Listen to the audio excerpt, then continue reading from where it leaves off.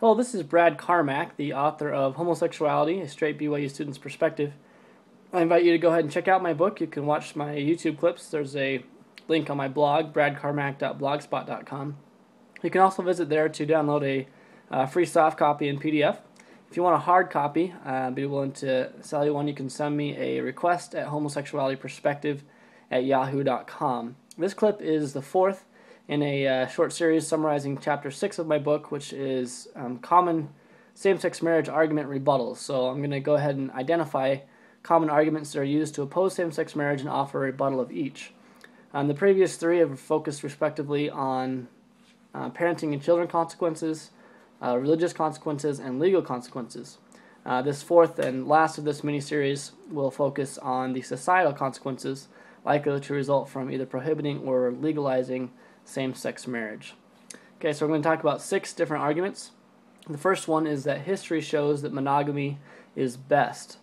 We can go ahead and take a look at the number of civilizations in the past, a vast majority and consensus of them which have had monogamy as their primary family institution, which would be a suggestion or indicator of the evolutionary fitness of monogamy as a social institution. I would concede that monogamy is highly conserved both cross-culturally and historically, and there are but few counterexamples, such as the matrilineal Museo culture in China.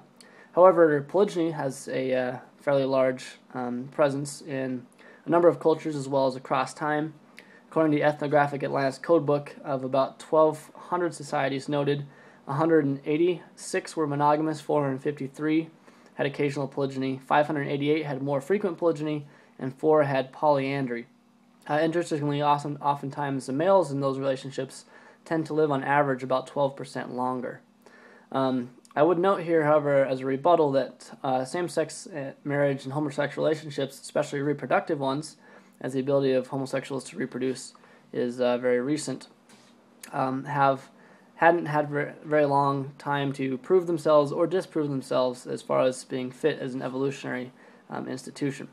Even if they are less fit, I would ask what justification there is for using evolution as a filter of family types, because a lot of times what we use to select for them are not natural, but agentic or societally imposed filters about what we allow and disallow. So if we are going to make an evolutionary argument as to the fitness of same-sex marriage as an institution, one, we should give it a new, fresh chance because of the recency of the ability of homosexual or same-sex couples to reproduce.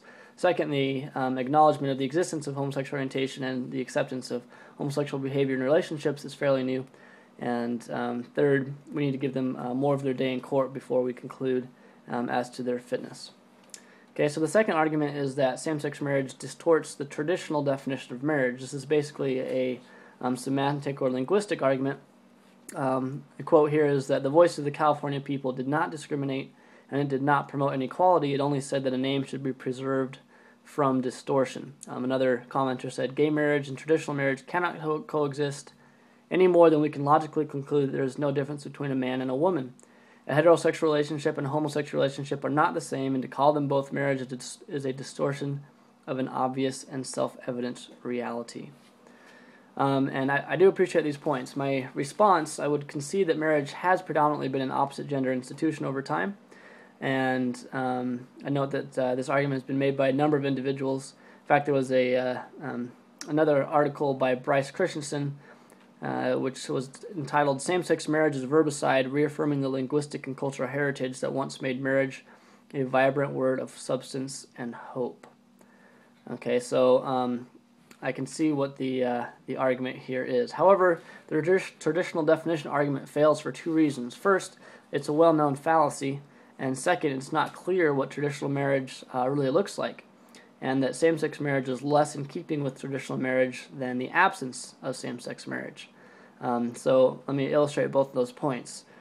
First, an appeal to tradition is a popular and well-known is-ought fallacy, and there might be a successful ought argument or an argument that claims that same-sex marriage should not be allowed, but will not derive from is. A simple example illustrating why this is the case. You could say that slavery is what we've always done here in Georgia, thus emancipation is a bad idea. It should be obvious that there are a lot of traditional institutions, including slavery, which, despite the fact that they endured and functioned for decades and centuries, would nevertheless be immoral or unethical institutions and were worthy of being changed, indeed oftentimes dramatically and quickly. Second, there is significant historical evidence of same-sex marriage in many cultures. Thus, same-sex marriage is not completely bereft of precedent and thus isn't clearly non-traditional. There's a number of cultures, including the Vanuatu, a number of Native American cultures, and others that have practiced same-sex marriage in the past. Also, the traditional definition argument fails by way of comparison to two comparable contexts, voting and interracial marriage. Let's talk a little bit about each of those. At the time of the suffrage movement, the traditional definition and construction of voting was by men only. Imagine if the traditionalists had won and said, we want to keep voting as a men-only institution, we'll allow women to cast ballots. We'll call it ballot casting, but we don't want to pervert and distort this definition and this word of voting because it means men only. Well, over time, I think it would be pretty clear, looking back, that ballot casting would become the new voting. It becomes what society views and validates and considers to be binding and indeed preferred to the word voting if voting was kept to a men-only construct. If voting only had the narrow meaning based on how it excluded women, it becomes more about its exclusion, who it excludes, than the substance of what it does, which is to enable democratic participation. The definition of voting had to be expanded to include women, or else voting would have remained discriminatory by definition and would have been increasingly unaccepted in a society that recognizes equality between men and women.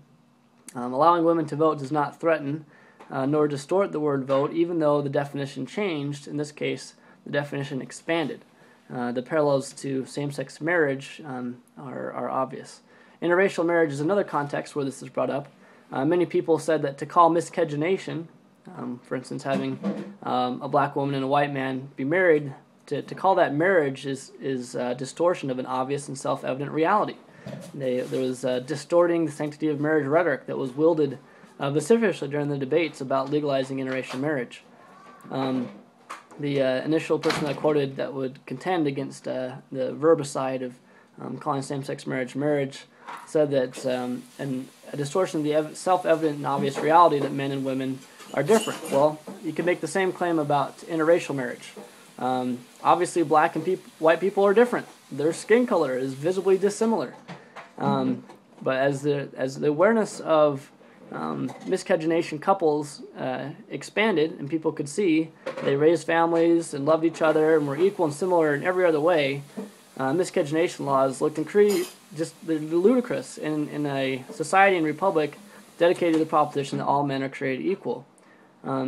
As with voting, with miscegenation or interracial marriage, it became expedient to look at the substance of the institution, not its past definition, in order to preserve it.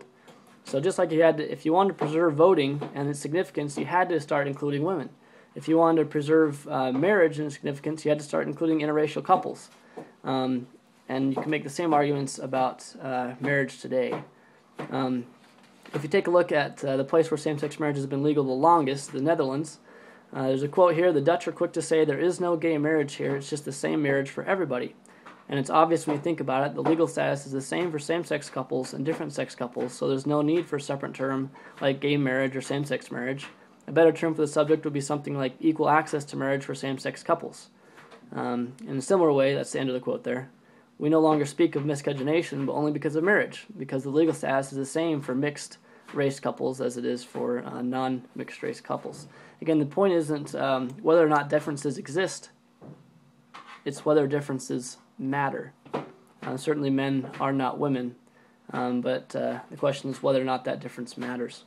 A related quote says, "Did granting slaves freedom cheapen and undermine freedom for all, or did it actually strengthen freedom and increase the numbers of those willing to fight to maintain it? Did allowing women the right to vote weaken and undermine democracy and society, or did it strengthen and broaden it? Did allowing God's black children the priesthood destroy the sanctity of priesthood or defile the temple? Or did it actually strengthen the priesthood and purify the temple through diminished prejudice and increased love and unity?" At the end of the day, the defenders of tradition, because it's always been that way, and it's past the test of time, they have to distinguish their support from other institutions, such as slavery, gender hierarchy, and racism. They've all passed the test of time and functioned for centuries. But even though they were fiercely traditional, all these institutions were flawed, and overturning them was superior to maintaining the status quo. I'll close with this excerpt from the Connecticut Supreme Court. Like these once prevalent views, our conventional understanding of marriage must yield to a more contemporary appreciation of the rights entitled to constitutional protection. Interpreting our state constitutional provisions in accordance with firmly established equal protection principles leads inevitably to the conclusion that gay persons are entitled to marry the otherwise qualified same-sex partner of their choice. To decide otherwise would require us to apply one set of constitutional principles to gay persons and another to all others. Okay, so that would be my rebuttal to the distortion of the traditional definition argument. We'll now move on to the third of these 6 common arguments used against same-sex marriage on a basis of consequences to society. This one is that gay promiscuity will taint marriage by reducing marital fidelity. The idea is that gay men, there's a quote here, studies show that gay men have on average more than 250 partners. It is women that tame male promiscuity, and women would be absent from male-male marriage. Another quote, if we want to foster fidelity, monogamy, responsibility, and emotional bonding in marriages, the redefinition of marriage to include same-sex couples would be counterproductive. The morality of marriage would be the most devastating casualty of the legalization of same-sex marriage. And many of the audience listening will probably be familiar with this anti-same-sex marriage argument. I'll make 5 responses to this line of reasoning. The first is, it would be unsurprising to find that gay men are on average more promiscuous than straight men. Generally speaking, they lack the civilizing institutions of marriage, they lack approved sexual outlets, they lack societal acceptance compared to straight men. Also, the area of the male brain that processes thoughts about sex is 50% larger on average than the female brain, and men's brains are practically saturated with testosterone. I mean, men, it's well known, men are more visually oriented sexually, and the number of thoughts about sex for sexually mature males is several times that of female counterparts. So it's not terribly surprising that male-male relationships are more promiscuous on average than straight ones, namely because the male-male ones lack a woman, whereas the straight ones include one. Now, it does appear that, this is a quote, it does appear that a significant minority of American gay males do have lots of sexual partners. Moreover, the median American gay male does have somewhat more sexual partners than the median straight male, likely 10 to 20 lifetime partners for gays as opposed to 5 to 10 for straights.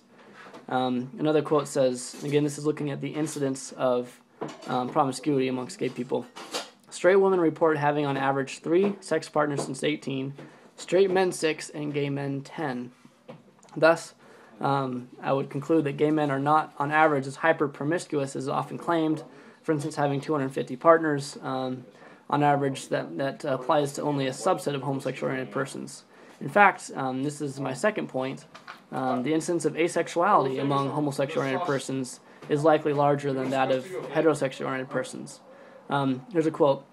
An online poll suggests that there is an overrepresentation of gays and bisexuals among asexuals, with 11% of asexuals poll identifying as gay, 24% as bi, and only 43% as straight. Continuing a quote, another way of looking at the data is that a gay person is about 8 times more likely to be asexual than a straight person, and a bisexual person is about 18 times more likely to be asexual than a straight person. So there's a lot more asexuality, so that, of course, belies the conclusion of promiscuity. My third of 5 responses to this line of reasoning has to do with lesbian couples. So it's well established that men are more promiscuous than women. That includes both homosexual and heterosexual men.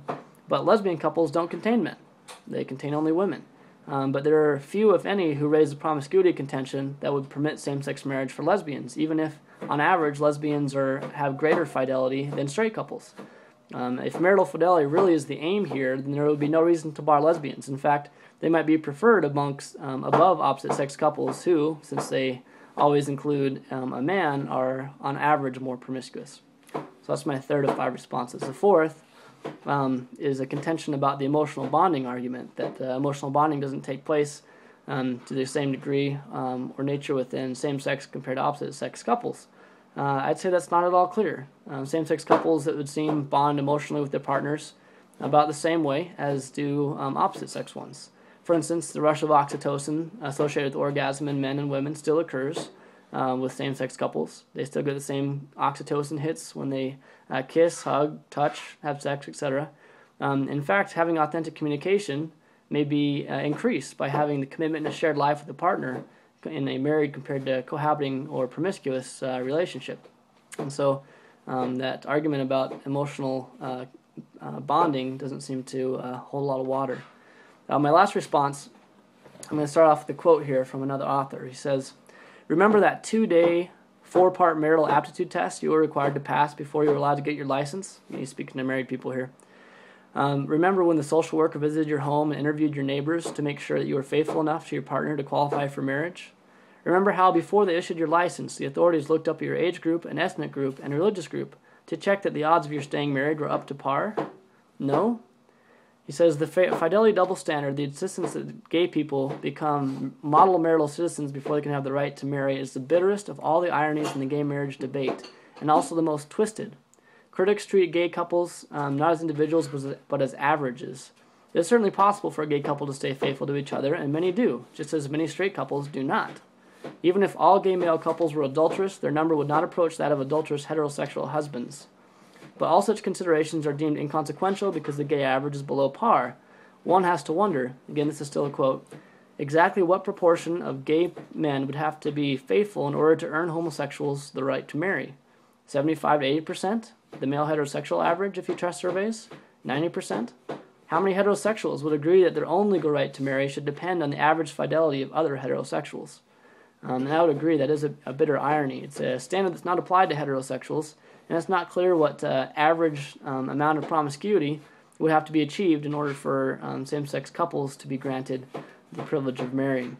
So to conclude, barring same-sex marriage because of the promiscuity of gay men penalizes both homosexual-oriented men and homosexual-oriented women for not living up to the rules of a club that they're excluded from. It predicts without merit the future behavior of a group of people. It assumes that any increase in the heterosexual couple's divorce or adultery would be unacceptable, regardless of the cost of homosexuals. And last, it applies a fidelity prerequisite to homosexuals that is not applied to heterosexuals. As is argued in an earlier video and also in Chapter 4 of my book about fertility, by exposing inconsistencies, we've unearthed here, I think, another facade, one that's no more pro-fidelity than the fertility-based argument opposing same-sex marriage is pro-fertility. Instead, it's merely anti-same-sex marriage, and some would say anti-homosexual. This is the fourth argument we're moving on to now, and the argument is that same-sex marriage weakens marriage, and that instead we should promote domestic partnerships or civil unions. So I'm going to give one reason cluster here why same-sex marriage strengthens rather than weakens marriage. And I would note that prohibiting same-sex marriage has led same-sex couples to creatively promote alternative institutions such as domestic partnerships, civil unions, second-parent adoptions, cohabitation, etc. And to the extent that heterosexuals avail themselves of these marriage alternatives and competitors, marriage itself is disincentivized. I'm a strong believer in marriage, and I'm very concerned about the effect of these alternate institutions and their acceptability on marriage. And I tend to agree with the following quote. This came from a book called Gay Marriage, Why It's Good for Gays, Good for Straights, and Good for America. It says the following: "The main and great benefit of same-sex marriage, however, would be its normalization of marriage. Marriage depends for its success on its uniqueness and its universality. Those in turn depend on two principles. One is that if you want the benefits of marriage, you have to get married. The other is that marriage is for everyone. No exclusions, no exceptions. And gay marriage reinforces both principles. It makes marriage not just a norm, the one for heterosexuals, but the norm for everybody. In doing so, it offers the best hope of stopping the proliferation, aided perversely by the anti-gay marriage movement, of marriage-like and marriage-light alternatives." End quote. And aside from these competitive competition to marriage concerns, many couples are unwilling to avail themselves, same-sex couples, of these second-class alternatives. It's sort of the separate but equal back-of-the-bus sort of situations that happen with race segregation, and it fails to satisfy the dignitary interest that same-sex couples have in regards to their lifelong committed relationships. And so it's not really surprising that a lot of same-sex couples don't avail themselves of domestic partnerships and civil unions, but that when marriage is available, they hop on in large numbers, as evidenced, for instance, with the Dutch. Another quote, "To understand how to preserve the health of marriage as a social institution, and also to understand why there is no substitute for same-sex marriage, it is necessary to understand where marriage gets its special power, how it works. And this depends crucially on understanding that marriage is not merely a contract between two people, it is a contract between two people and their community." I remember having this principle emphasized strongly when I read Bruce Haifen's book, Covenant Hearts. And I think it's true. It's part of the magic of marriage is that it's a contract between society and the couple, not just between two people. The problem with domestic partnerships and civil unions is they don't carry the same cachet in regards to having the community or the society be the third partner in that contract. And here's another quote. "Ironically, at a time when many demographers take for granted the deinstitutionalization of marriage for heterosexual couples, that is, the fading away of the social and legal meanings of marriage that structure how married people live their lives, the experience of gay and lesbian couples suggests that marriage has a continuing relevance and meaning." Another part of the magic, I would say, of marriage is not only that it's a contract with the community as well, but that it has a clear, bright line between who is married and who is not married. There's a standard package that comes with being married, and you start to discretize that package when you have civil unions and domestic partnerships. The definitions of civil unions and domestic partnerships vary greatly.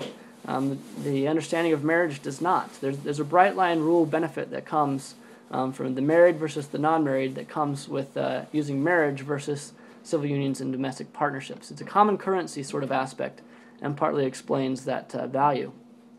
Another reason that marriage is the gold standard is that it ties, this is a quote, "It ties benefits to burdens in many informal and formal ways.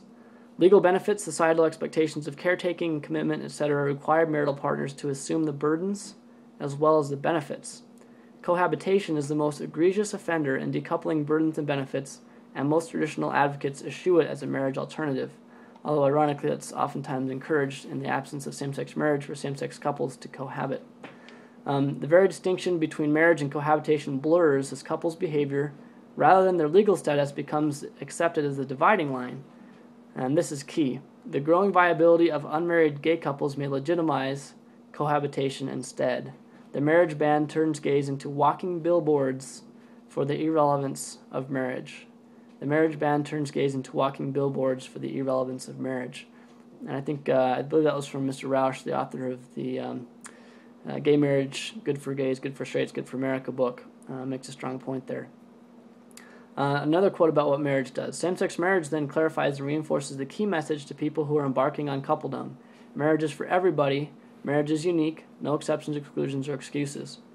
In doing so, gay matrimony bolsters marriage's status as the gold standard for committed relationships at a time when marriage's competitors are gaining ground. And in so doing, it also preserves and strengthens marriage's legitimacy and sustainability as a social and legal institution. It stabilizes marriage for the long haul." And I would agree, one of the most significant competitors to marriage right now is cohabitation. And I think that same-sex marriage will have the salutary effect of denormalizing cohabitation in favor of committed matrimony. Okay, so let's go ahead and move on to the fifth of 6 arguments used to oppose same-sex marriage based on societal consequences. This one is that same-sex marriage contributes to the breakdown of the family. This was used by Chuck Cooper, the defender of Proposition 8 in the Perry case. He used the same argument when I listened to him at the BYU Law School, I believe in September of 2010. My rebuttal here is that you've pinned the crime on the wrong man. Same-sex marriage is not the cause of society's ills. The more likely criminals for the breakdown of the family and the associated ills include the lack of education, crime, poverty, mental health, drug and crime problems.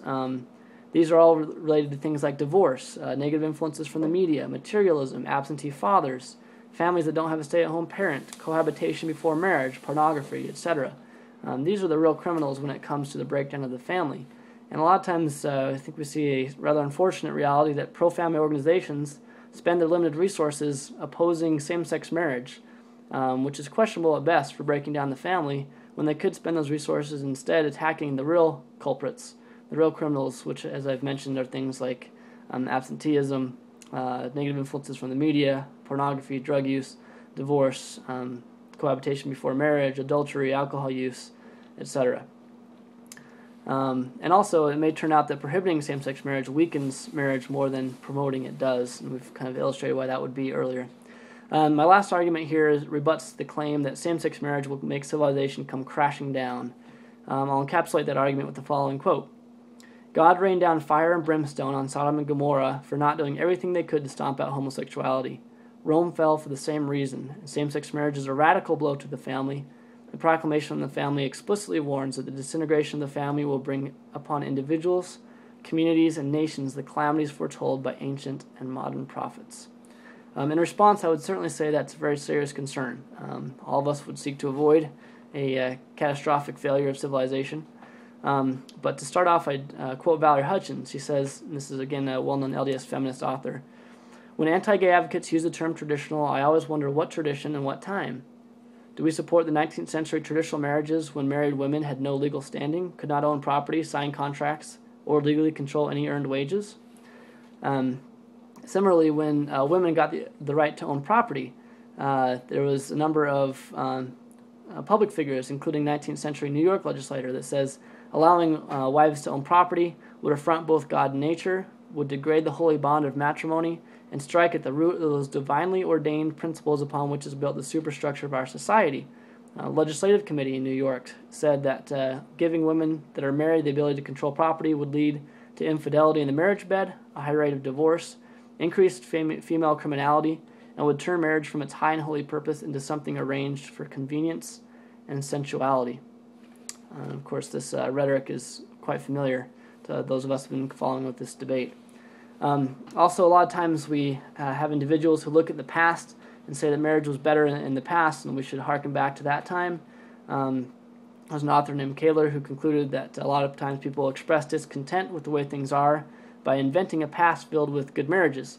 And he noted that most of the new family trends we observe are actually old, and many of the old aspects that we consider, like having a breadwinner, are actually quite new.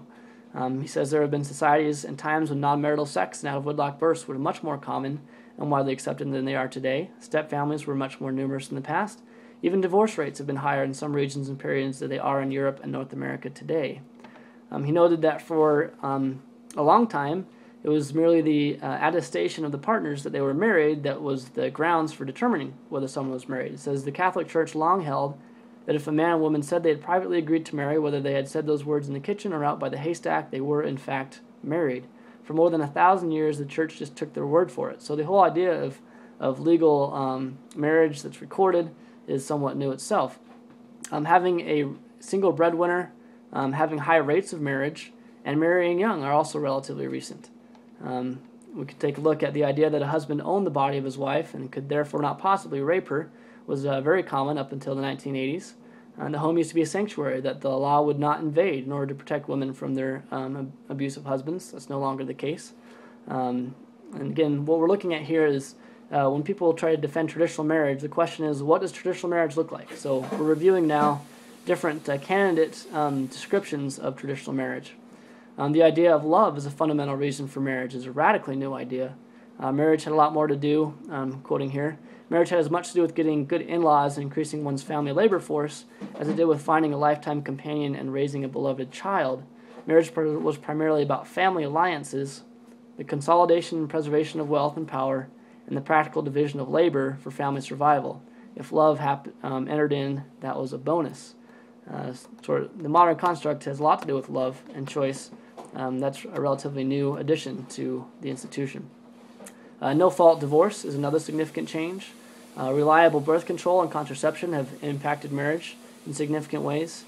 The reproductive revolution, you can have an egg donor, a sperm donor, a birth mother, and a social father and mother who raised a child. You can have a child with potentially 5 different parents. You could have sex without conceiving. You can conceive without having sex. So the reproductive revolution has shaken up the relationship and the institution of marriage as well. The elimination of illegitimacy as a legal category, the recognition in law of heterosexual cohabitation. These are all aspects of marriage which have changed in recent decades. So again, I would ask, what exactly is the traditional family that the traditional family defenders want to preserve? Okay, so again, I'm responding to the contention or the concern that same-sex marriage, if legalized, will bring civilization crashing down. I'm going to return to 3 possible reasons why we should be cautious about impulsively responding to this risk. because of fear of a catastrophe or perhaps of God's punishment. First, I would note that it's probably likely that God's aware of the fact of homosexual orientation. Even though there's biblical evidence of the mandate to stone homosexuals, I think that most of us agree that it's morally wrong to kill homosexuals, even if it seems that the Bible mandates that we should do so. Second, it's not clear that homosexual orientation or homosexual conduct or even same-sex couples were the reasons for God's destructions of Sodom and Gomorrah or for the downfall of Rome. In fact, if we were to look at the downfall of Rome as a result that came from homosexuality, one would ask, did homosexuality contribute to its rise as well, since it was present during that time, and we know that Rome was a great civilization. And also we know that civilizations come and go normally, and it may not be clear what specific factors led to the demise of a civilization. And certainly we should look at the proximate and substantive causes of a fall rather than tangential ones. There's a lot that's left to be shown to prove that homosexuality or same-sex couples were the cause of those disasters or downfalls. To wrap up, this is the third and broadest point contending this argument about civilization crashing down. If the concern is homosexual conduct, that actually may be lessened by having same-sex marriage, and that it might reduce the promiscuity. So overall, homosexual conduct might actually go down with same-sex marriage. If the concern is the unions of homosexuals or same-sex couples, then I would note that same-sex marriage doesn't outlaw opposite-sex marriage, and there's no doubt, I don't think, that heterosexual unions, which are much more common, will continue to reproduce. And so the fear that there will be no children because same-sex marriages are not as reproductive as opposite-sex marriages is not that well grounded. Also, as shown in an earlier video and in Chapter 4, homosexual couples, same-sex couples, are likely to experience increasing abilities to reproduce, including together. If the concern is that opposite-gender families will not form as frequently because potential members of these unions are instead in same-sex relationships, I would point out that there's incredible difficulties that are associated with mixed orientation marriages. And I would say, and ask, well, I guess I wouldn't say, I would ask whether mixed orientation marriages contribute more on average to broken families, shattered women, and disappointed men than they do to strong families, and men and women and children living lives of integrity and happiness compared to the alternative of barring same-sex marriage. And also, if the presence or cohabitation of same-sex couples is likely to incur God's wrath or bring the civilization come crashing down, then we're going to have to break them up or actually eliminate or punish those couples and those participants rather than merely barring same-sex marriage. And I think there are a few of us that are willing to take such radical measures. Thus, even if God would have his people to oppose homosexual behavior, he might nevertheless will that his people should promote civil same-sex marriage based on other principles such as agency and equality. Even if he may be opposed to it, he may want us to be free to make that choice. Here's another quote. Even if it is true that gay marriage constitutes a more radical definitional change than earlier innovations, in an important respect it stands out as one of the narrowest of reforms. All of the earlier changes directly affected many or all married couples, whereas same-sex marriage would directly pertain only to a small minority. It isn't certain that allowing same-sex couples would have any noticeable effect on heterosexual marriage at all. And the author continues, a catastrophe cannot be ruled out. It's worth bearing in mind, though, that the predictions of disaster, if open homosexuals are integrated into traditionally straight institutions, have a perfect track record. They are always wrong. When openly gay couples began making homes together in suburban neighborhoods, the result was not Sodom on every street corner. When they began turning up in corporate jobs, stud collars did not replace neckties. I vividly remember when I lived in London in '95, the forecasts of morale and unit cohesion crumbling if open homosexuals were allowed to serve in the British Armed Forces. But when integration came under court order, the whole thing turned out to be a non-event. Again and again, the homosexual threat turns out to be imaginary. Straights have far less to fear from gay inclusion than gays do from exclusion. Granted, for many, marriage is defined in terms of sexual orientation, which, for example, employment never was. Still, there is reason to doubt that the latest predictions of the end of civilization will prove more accurate than their predecessors. And I'll close with that.